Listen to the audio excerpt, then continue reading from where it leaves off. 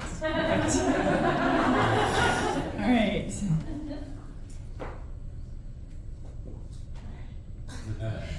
I'm driving along in a Prius that's older than my teenage daughter, with every warning light permanently on, chasing some big questions and circles around my head. I've got more midlife coaches than even I can shake a stick at. I've got career coaches, marriage counselors. I've even got a Mayan mystic just to round it out. But I'm really hungry for a teacher, an ally, a sign from the universe that I'm on the right path, and I can stop doing self-help worksheets, and I can stop freaking out about the future. I'm an energy nerd, if you haven't picked that up, believer that all things are connected, maybe because I feel things that are broken. And I'll admit, at 47, I own an animal spirit tarot deck. And I visit it often, unfulfilled, and I'm so glad that there's one card missing, the cat card. I hate cats. I hiss at them every time I see them, and they never get the message.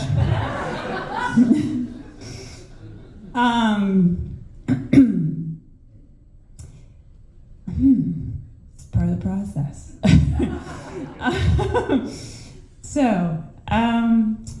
We're driving along in the car, and it's stop-go traffic for any of you that have ever been on 82nd Avenue in the last couple of years. There's a couple of girls in the back seat, and they're punching each other for every Wendy's or boba shop that they see. I'm trying to wake up, so I'm spinning the radio dial, and we settle on some bad jazz. That's gonna have to do. I keep driving, and I start picking up on a sound. It's like a whistle, and it's infrequent, it's weird, makes me wonder if the topper is just gonna fall off the car, or the Prius's tires are probably gonna come off and the Prius is just gonna disintegrate on 82nd Avenue. Great! It goes away, which is a good thing, because I've got this weird bump that's itching on my arm, and I need to deal with that today. I gotta get these girls to school. Life's gotta go on. I keep driving, the sound comes back. This time it's kind of like whiny, and it's like near me, but not near me. I'm starting to think I'm losing it. I ask the girls, hey, do you hear that?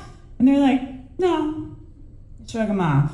Something about that doesn't surprise me. I have, anyone that lives with me knows this, I have unusually sensitive supersonic dog ears. And I pick up on crazy nature lady frequencies that nobody else hears, like cars that are idling like miles away that drive me crazy, or like hummingbird wings are somewhere above my head. Or the latest one was moles that are moving under leaves. Like, who hears that? Like, so maybe it's that.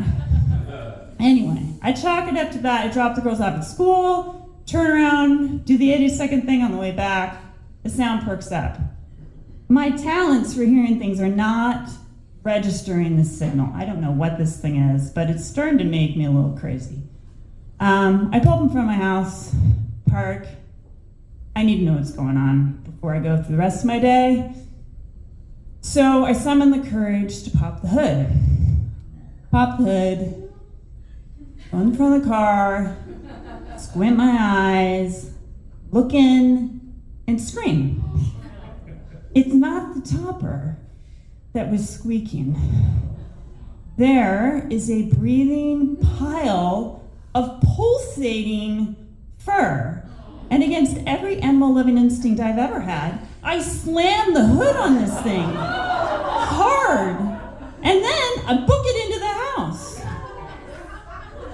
I make a bunch of phone calls just to get it out, and then I pace, and I give the thing enough time to decide what is the next move in its day before I have to get on with mine.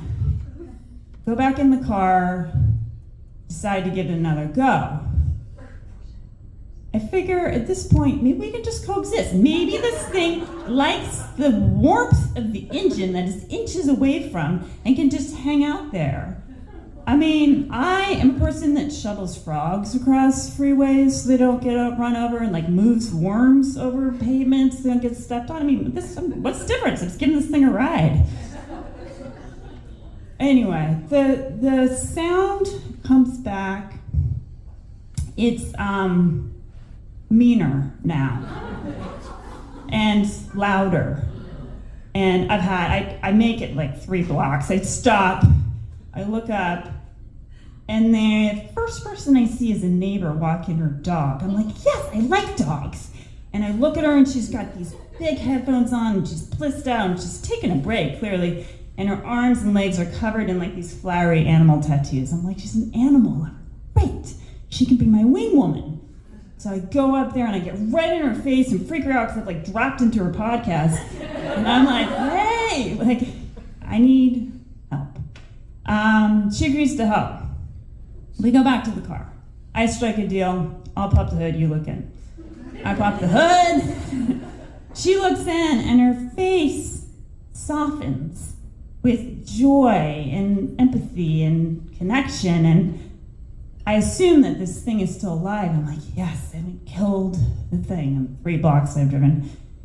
And then I look at her for a clue, and she looks back and says, it's a cat.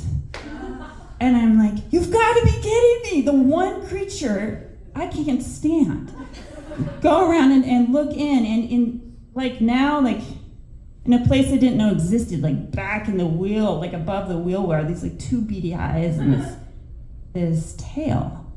And I was like, of all people to pick, like there's millions of cat ladies. Like you guys are probably cat lovers. And they have signs in their yards. Like just go there. Like why me? This may sound crass, but I have really good reasons for not liking cats. I'm like triple allergic. I'm like physically allergic, spiritually allergic, psychologically allergic. Like they make me sneeze, they make me itchy, they make me annoyed with their like, maybe I'll be your friend, maybe I won't, sort of aloofness. And they make me snarl when they like stalk wild birds. And I'm like, these are the like least endangered like creatures on the planet, these cats. My really bad anti-cat days, I put them in my imaginary invasive species diet with like sea lions. So I'm like, why me? Why today? Why now? Now, my wing woman here, totally different story. She's like kicked it into action. I turn around, she's booking it up the street. I follow her. We go into her house and she starts emptying the cup, like all of her cabinets, and pulls out the fanciest tunican I've ever seen. And you know, anyone who's been to the grocery store lately, like they've gotten really fancy. Like they're this like Art Deco tuna. And I was like, why was that on a cat? And she's like, whatever, like this is an emergency. So we take the tuna down to the car, just hang on the side of the road, put the tuna, open the tuna, and try to lure this thing out with really fancy tuna smells. And we stare at it for an hour, and nothing happens. The cat will not be disturbed. The cat goes farther into the car. Wing woman gives me her number in case something changes. Posts it on next door in case someone owns this thing. Leaves, because she has to go back to her life, her work, her day. So I'm stuck. Like I'm stuck with this car that can't go anywhere and this cat that's shut up and disappeared. And tuna kind of makes me nauseous, and now my engine smells like tuna. And then I get more nauseous just thinking like, if I drive the car and the cat moves like a hair, the fur will get like churned up in the engine and like it will kill the car. And then the car will kill the cat. And it's like, I'm wedged. But then at a dermatology appointment, and like it's hard to get a dermatology appointment in this town. I'm like, screw it. Like, we're going.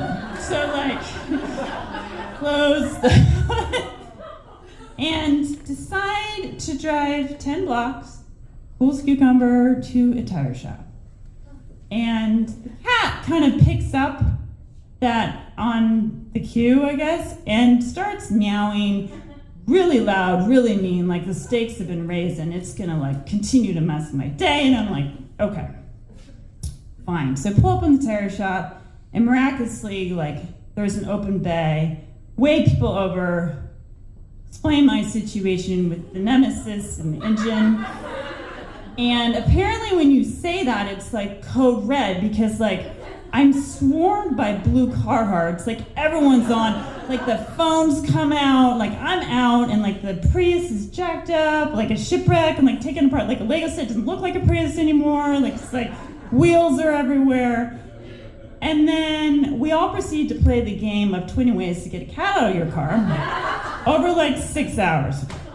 And so like sticks and like, I mean, all the things at a tire shop, brushes, wet spray, bottles, some onlooker. At this point, like a lot of people are involved, and like people are coming by because it's sort of a scene. And the little dog comes by and they're like, oh, and I look up and there's a dog in my car in the engine, because they're like, put the dog in, and the dog will like bark to get the cat to go out through the wheel well. And this cat's like, no, like nothing is gonna get this cat out of the car, so there's a dog in the car. And the ridiculousness of the scene is insane. I'm like, is every person a cat person? Like, it's just a cat. It's crazy. And then of course I'm thinking, like, what is the universe really trying to tell me today? Like, that I have to sort of like befriend cats or have this Groundhog Day forever? Like, does this cat have a human deck? And like, I'm its human? Like, I don't know. Eventually I look up and Wing Woman's back. I'm like, I didn't know she knew where I landed. And she's like, I can't get any work done. I'm too worried about this cat. So she pulls this brilliant move and she holds up her phone and she plays cat sounds out of her phone. This woman is smart. She's like, we're gonna have the cat lure out the other cat with its kin. I'm like, great idea, it doesn't work, cat's stuck.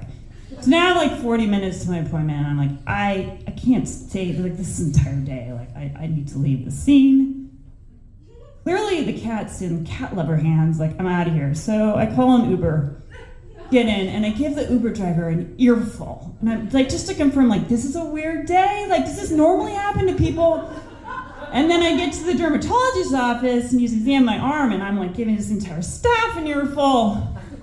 And we get a phone call, and I'm like, hold the exam, I need to take this call. Like, we're all taking this call at this point. And it's the Carhartt team, it's the tire shop. They call and they're like, look, we finally rescued the cat. And I was like, yes, like off my hands. They're like, better yet, it's been adopted by one of the mechanic's daughters. And I was like, happy, happy, joy, joy, because my life, like my car's gonna be okay, like life can go on. But yeah, not totally out of my psyche. It turns out you can't bullshit a cat. Like, I thought you could, but you really can't. The universe will play a prank on you if you preach interspecies love and joy and connectivity and you leave out one creature. That one creature will visit you at the wrong place, at the wrong time, and be a literal cog in the wheel of your day until laugh and you lighten up at the absurdity of it all. I mean, who can hold a grudge when there's whiskers coming out of your engine? Thank you.